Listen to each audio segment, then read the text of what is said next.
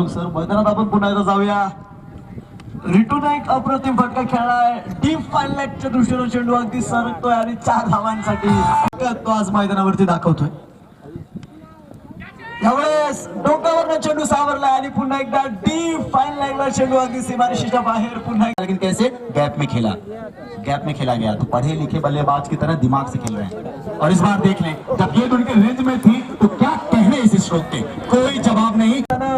जरी आलोक सरांनी सांगितलं की रिटून 2-3 फटके घ्या. यावेळेस आपण पाहतोय चेंडू आकाशाला अगदी आग लावून जातोय. आगेडो पोहोचवतोय षटकार